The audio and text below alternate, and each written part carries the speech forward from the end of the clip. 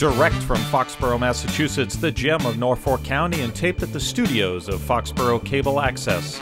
It's Foxborough Central. And here's your host, Bob Hickey. And welcome to another fantastic episode of Foxborough Central. I am Bob Hickey, your host, and I want to thank you for taking the time to join with me and my guest as we talk about the people, events, and organizations that make Foxborough truly the gem of Norfolk County. And Foxborough has been around for quite a while, but one of the things that you know about Foxborough is that we have a wonderful common. It's beautiful, historic in nature, it is well tended and well looked after. People jealously guard it, from our town historian Jack Offlet to the Board of Selectmen who have oversight, to the various neighbors and people who just really take pride in the fact that we have monuments, that we have open space, that we have a bandstand, and it's not relatively changed from its original design. So that's great, right?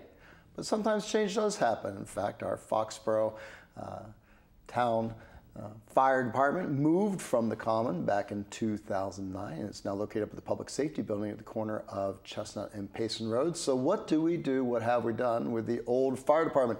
It is sitting at the intersection of Rock Hill and School Street, across from the Marilyn Robin Performing Arts Center, languishing, I suppose is the way we'll put it, as well as the Keating Funeral Home, which was taken by tax title by the town many years ago. So these two properties, as we know, for those of us who live in town, have been put out for RFP, a request for funding, for proposed development. Today, we are honored and lucky enough to be joined by one of the bidders. I'm pleased to be joined by Jesse James. Jesse, thank you so much for being here. Thank you for having me, Bob. It's nice to have you on the program. And of course, we've had several conversations about what to do with that corner in Foxborough.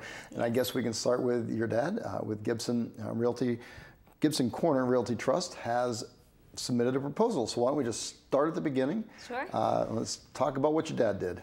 Yeah, so we submitted a proposal. We obviously have done a lot of development uptown. We want to keep that going. When we saw the opportunity for the firehouse, we really wanted to take a look at what we felt was right for that. We based our proposal on what we've been doing at 8 Mechanic Street, where the Union Star is. So we're looking at that experience with what we think would fit at this opportunity. So we have 3 units at Mechanic Street and 136 roundabout seat restaurant.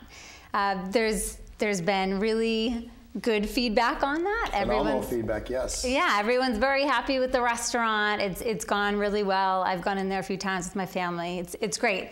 But then there's been a lot of feedback about disruption. You know, it's disrupting to some of the businesses. Revitalization can do that. It's better, you know. Well, it's change, and it's change. It's interesting to say disruption. I caution against anybody saying disruption, because we want there to be business. I'll say downtown. You did the right thing. You called it uptown. Good for you. You get the point on that one. We want our uptown area to be alive and vibrant. We don't want it to be a museum. Yes. Museums are lovely to look at, but they don't generate revenue. And people, and I say people as the collective, we can't complain that, well, somebody should do something unless somebody actually does do something. And then when somebody does something, we can't say, oh gosh, I liked it the way it was, because nothing ever stays the same. If we remember, back where Union Straw is, right across there used to be a major manufacturing plant, yes. Which is where the name Union Straw comes from, correct? Yep. Which is a great toss to history. So that's a great name for that place. But there used to be a railroad station there. There used to be the dreaded commuter rail coming through town. Yes. So, you know, these things that people say are horrible, or these things that people say are wonderful, are actually just part of life, the ebb and flow of life. And yes. Right now we seem to be in a great opportunity to do some building, to do some development. And so I'm so glad that you mentioned your current project, and maybe we can talk a little bit more about what your connection to the town is. So let's go there, and then we'll talk about the fire station. Yeah, so our connection to the town, we have been working uptown, revitalizing since 2012. We have a lot of experience just as developers and builders. My father has been a builder for getting close to 50 years. He's been, building since the early 70s. We have over 25,000 square feet of mixed-use property in the Foxborough Center. Really? Yeah, it's great. I mean, Foxborough is our home. It's been our home for over 35 years. We're really embedded in the community. We want to make sure any revitalization downtown is really thoughtful, or uptown, I should say, is thoughtful. And we come to all of our projects with that thoughtfulness, with that care for Foxborough, because it's our town. Well, and I can attest, I mean, you and I have known each other for a while now. Before any of this, your kids come to the theater and yes, do some they performing. love it. Yeah, and so it's always great to see you there. And Jim stops by, and we shoot a little talk about what do you think should go here, what do you think should go there, and it's one of the favorite water cooler conversations to have. What do you think should really go on here? And so he's always great to talk to about that. Involvement with the Foxborough Common Business Collaborative, and your sister is a sitting member of our Board of Selectmen, GIbson. So clearly there is that connection to the community. So absolutely. We should all feel comfortable knowing that, and I guess to the point is we wouldn't go in and destroy or create something unwelcome in our own backyard. Absolutely. And that's why I think that's an important piece for everybody to understand. Yeah, I think it's very important. I mean, we are going to be driving by this property how many times a day? We know lots of people in this area. We want to be proud of what we bring to them. We want to be proud of what we bring to the town. Mm-hmm. I mean, every time I go into a store, see someone at the Y, they've got something to say. It is a small community, right? Yes. Right, exactly. Mm-hmm. So we have here a drawing, and it shows the property as it currently sits. The Rock Hill Street and the church, the Bethany Church, is about where, right? And then the Orpheum, or the Marilyn Rodman Performing Arts Center, is a little bit further up on the corner, directly across the street from where you're proposing a 3,620 square foot restaurant. So are you really going to keep the fire station if you win this proposal? Absolutely. You're not going to knock it down? See, I would knock it down. And a lot of people had that thought. A lot of people did not. Mm-hmm. We have gone in there, taken a good look at it, because visually, I mean, it's been an anchor in our town center for a long time, since the 20s. It's all I've ever known. Anybody who owns a Homer White painting, we all have that fire station. Yes, you're correct. Absolutely. So, I mean, we really wanted to look at the viability of saving it. And we think that there's absolutely the opportunity to do that, and we're excited about it. We think that it can make a really cool restaurant, high ceilings, rustic brick inside. We can make a nice concrete floor, big, large windows where those garage bays are, overlooking the center. Really? It'd be awesome. Yeah. Back when the developer was looking at what's now Chestnut Green, the state hospital, and we went on a tour, and he was sharing me the same thing, and I looked and I said, man, I'd just take a big bulldozer to this whole thing. And he looked at me like, no, Bob, that's not the way it works. So good for you, and good for your father for having that vision. That's great as far as being able to see what there is and being able to envision the future, including that existing landscape, if you will. But so the proposal also has it being a restaurant then? Yes. So that restaurant would be more of what's called, I'm getting familiar with this term, a tap room. Okay. So it is not Foxborough having a tap room. A tap room. How cool would that be? Yeah, fancy. But it's not meant to be fancy. I shouldn't say that. The word to me is fancy, but it's a community-based restaurant. So it's an all-age thing. It's approachable pricing, and it's a craft beer program. So they don't brew on site. Having a craft beer program, they can rotate out all sorts of local craft brews and just give a good variety. Well, that is the thing these days, is it not? And we've had an opportunity to meet at Union Straw. They already have the restaurant, and then they would be coming up the street also. And so it will be 2 Union Straws, or a whole different concept? Totally different. Yeah. They don't want to compete with themselves. That would be silly. Yeah. But of course, they're doing such a nice job down there. And it's a beautiful restaurant, first of all. And having met the people who are the principals, they clearly, have a nice thing as far as what their vision is and then how they're executing it. And clearly by the number of people going there, and as you said, it causes disruption. And again, disruption I see as being positive business. So Yes. we'll have that discussion some other day. Yes. But it's going to be something different from that then. Totally different.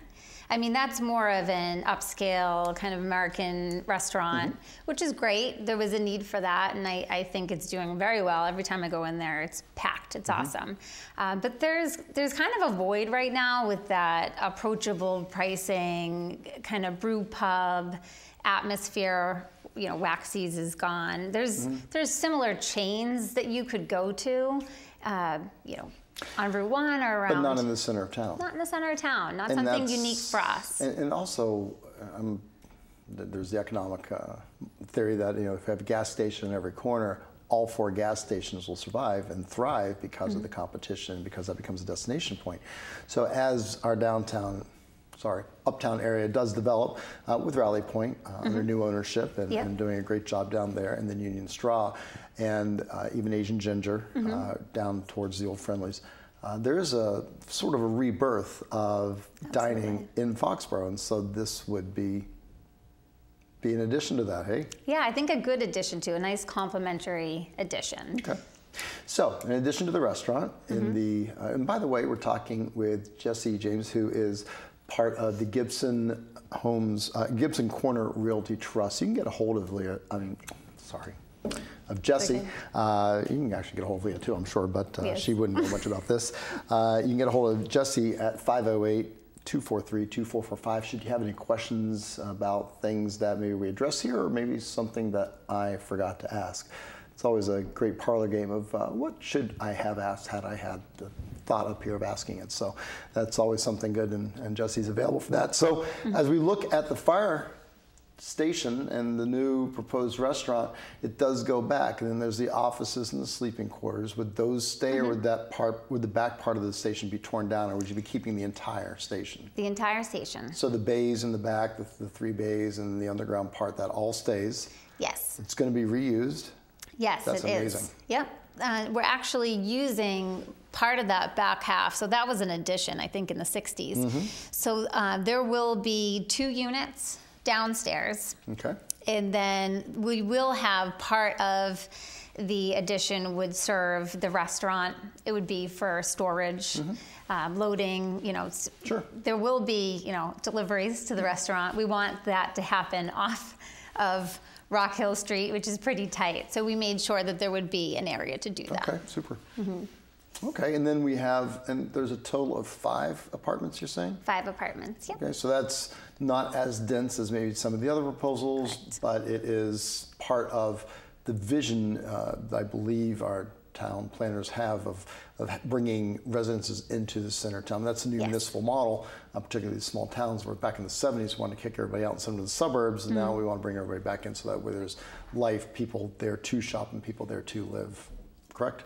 Yes, and we're absolutely, getting density here. We have a large restaurant, over 3,000 square feet. We're getting 5 one-bedroom apartments. I'd say that's our big differentiator is the amount of density we're bringing to that site. We were very thoughtful and purposeful with the 5 units. The other, I'm sure you could get a lot more money if you had many more units. Absolutely, and I mean we could look at it that way, just as developers, but we are looking at it as developers and residents. We have a lot of feedback. We have a lot of insight and knowledge, and we do know that the density is needed downtown. We're uptown. That's my bad. I put that in your head. It's in my head. It won't get out now. So the other thing, and we talked about impacts of the new business of Union Straw, of parking, the evil word. Now, I'm going to say right in front of everybody, there is plenty of parking in Foxborough. There is. And for those of us who attend the Foxborough Common Business Collaborative meetings, we've looked at this extensively. I know that Paige Duncan, our wonderful town planner, does work on this all the time. We have parking behind the businesses on Central Street. We have 60 spaces back there. We have 34 spaces around the Common. We have on-street parking. There's Town Hall that has another 60 spaces. There is parking in Foxborough, and that's the biggest myth that is worthy of being busted right now. Yes, I would say there needs to be a culture shift. I mean, there hasn't been a lot of activity in our town center for a while. It's been a museum. Yeah, it has. So we're used to, you know, pulling up to wherever we want to go and get a parking spot right in front of it. That's not going to happen anymore. It's not to say that that's not okay. I went uptown with my girls last weekend. We parked at the center. We went to 5 different places. We returned our library books. We were here, there, everywhere. And they enjoyed it. It was a nice day. We have to get used to walking. You know, and the funny thing is, a lot of it is psychological, matter of perception, because when we park at, and I'll use Patriot Place as an example, we park in the upper lot, say we're going to go to Bar Louie's, or maybe go shopping at one of the other places, and when you park, you're walking across a parking lot, and then you have to walk through these several blocks, and the buildings are large, and by the time you get to where you're going, you've really walked farther than what you would be walking if you just walked across the common for parking. And so a matter of perception is something that we have to sort of take a step back and say, you know, it isn't that far. And it is part of life, is to walk to where you're going to go shopping at. Yes. And that's, you know, I think that's what the Foxborough Center needs and wants, is a walkable downtown. We want people to come, and we want them to maybe visit a couple businesses, not just one. If they go to a show at the Orpheum or the Marilyn Rodman Center, maybe they'd come to dinner afterwards. Well, and that's the key promise that was made. It was that consultant study that was commissioned by the town, that was published in March of 2017, said there needs to be a destination, a driver, something to cause people to come to Foxborough Uptown Center and generate that foot traffic. And so that's what the theater is supposed to do. And so ideally what happens is then we do have the businesses that are supported, and they become mutually supportive of each other.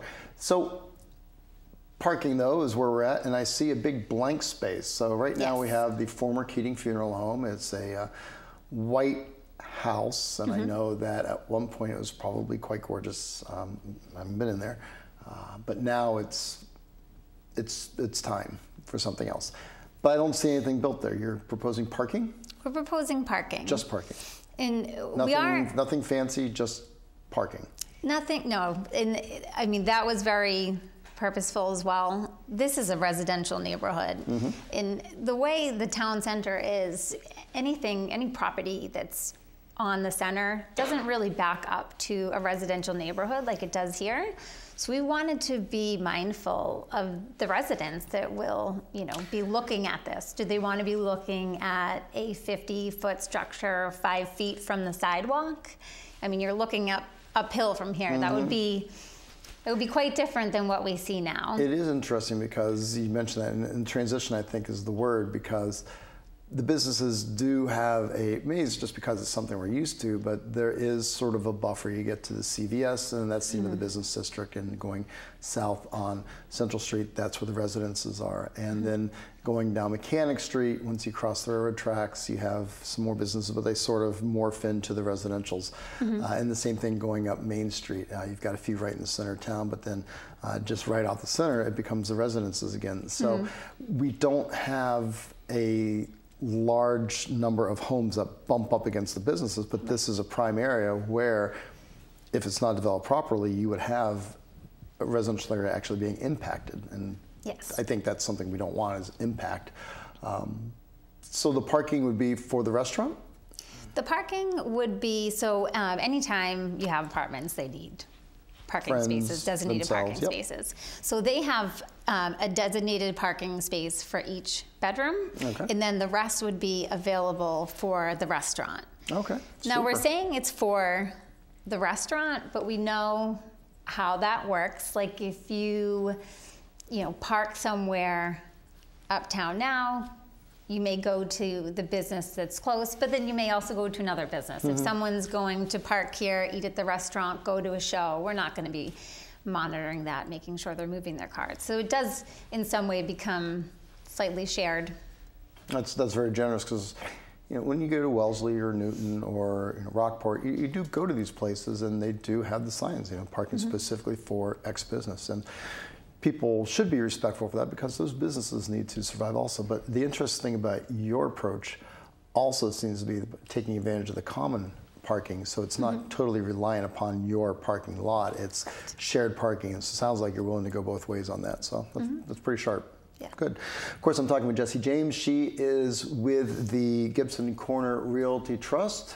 She, along with her father, are I guess our neighbors is the best way of saying it, and this proposal is one of the 3 currently under consideration by the Board of Selectmen. Now, the decision comes after the May elections because there is the potential for conflict due to either employment or residence or other business participation, and it's nobody's fault. It just is the way it happens. And so the decision's been made, which does make sense to wait until after the elections for presumably former police chief and good neighbor and friend Ed O'Leary is going to be elected, and then he would be one of the 3 people. Now, with him coming in after the proposals, is there going to be an education process? Is everything going to be reopened again, or where are we with the process? I'm not quite sure. I do know. That'd be really up to them as to how they want to approach it. Yeah, I would think they would bring him up to speed on everything so that he could make the right decision based on the information presented to him. Now, for folks who are living here in Foxborough who may want to weigh in, are you looking for people to ask questions, to learn more, to be inquisitive? Absolutely. I think with anything that goes on in our town, we should do that. And this is a big project. I think if people have questions, they have feedback, they may feel that they aren't one of those 3 people making the decision, but that information they need or want or have should be shared or gotten from our Board of Selectmen. They should reach out to them. And well, this is clearly the largest development opportunity that this town has had the opportunity to see in the center of town since the CVS went in. And really, that CVS was done in such a way that there was a historic house, and working with various groups, that house was moved and restored. And so that seemed to be a feel-good and everything worked well. By keeping the fire station as its current architecture, that seems to be a feel-good also. So that seems to be one of the opportunities here that you are capturing, and I think people would be warm to. And we are also, if anyone wants to move and restore the funeral home, we're offering $75,000 for someone to do that. We're not able to restore that building. We want to put our focus on reviving the firehouse, and we think that the back half is well suited for parking, but we would love to see someone move and restore that. Really? Absolutely. That's an impressive offer. Wow. Glad you think right. so. You learned something new here on Foxborough Central. I have learned something new. Very good. I'm going to give you the last word, of course, because we are so grateful that you came out here and shared this plan. Of course, we're talking with Jessie James, who is with the GIbson Corner Realty Trust. She said that they welcome questions and inquisitive neighbors, and you can do that by reaching out to Jessie at 508-243-2445. That's her direct number, so be kind. Jessie is, Thank you. What do you do in the real world when you're not doing this? Human resources. Human resources, outstanding. So a woman with many hats, and hopefully you have a success with this. If you want to learn more also, I know that the proposals are posted and they're down at Town Hall, are they not? Yep, so they're public record. Anyone can request that information, go down and look at it. Absolutely. Outstanding. Well, thank you so much for being. I'm going to give you the last word. I'm going to remind everybody at home that the May elections are going to give us a new seated Board of Selectmen. Ed O'Leary will be joining the board unless there's a dramatic write-in campaign, and then those will be he'll be joining David Feldman, and I believe it will be Chris Mitchell who will be the 3 eligible people to vote on this. And so they will be the ones to talk to as well, to share your opinions and to ask questions of. So Jessie, take it away. Yes, well, I want to say everyone should go out and vote for Mr. O'Leary, even though he is running uncontested. It's important. Show him you support him. Absolutely important. Absolutely. And just in terms of our project, I just want to speak to our differentiators. If anyone's been following and paying attention to this, they're hearing the word density a lot. The density is needed uptown. We absolutely agree with that. We absolutely want that. We just are trying to be thoughtful of how dense we make each site as we develop it, where that high density should go. We have a huge project coming up for Wall Street. It's one of the biggest development projects that's been approved in quite a while. 50 units? 50 units. So that's 25 one-bedroom, 25 two-bedroom. We typically see one bedrooms or two people, two bedrooms or more than two people. So that's a lot of bodies coming to our town center, which is great. It's well served there. There's plans for the two properties behind Bay Colony. Eventually we'll see plans on what that will be, but more residents coming to that area. That has been bandied about, yes. Mr. Lynch has a couple properties that are according to, I think, his son, are very much an opportunity for redevelopment. So yes. There are some exciting things happening in Foxborough. Yes, and we're aware of that, we're paying attention to that, and we're just being thoughtful of the density that should be placed on this site. What does the town have an appetite for? If you have an appetite for a restaurant here with some parking behind that slowly transitions to a residential neighborhood, I mean, we're your developers, would be the right choice. If you're looking for kind of that larger scale, getting 19 to 22 apartments in a large scale building, you know, where this parking lot would be, along with a restaurant or some other business in the firehouse or other building, then, you know, we wouldn't be your choice, but. I got it. Yeah. All right, excellent. A lot to think about, a lot to chew on, and thank you so much for sharing. And thank you for having me. Thank you for being here, and thank you for joining us here on Foxborough Central to learn more. Of course, all this information is, as Jesse says, public record. It's down at Town Hall, 40 South Street, and you can go and find out more information there. You can also find this program again on our YouTube channel. Just click on the Foxborough Cable Access, become a subscriber, and find us at Foxborough Central. Also, our website, www.fcatv.org. And also catch us on your favorite Verizon and Comcast community access channel. Until next time, everybody, I'm Bob Hickey. Have a great day, Foxborough.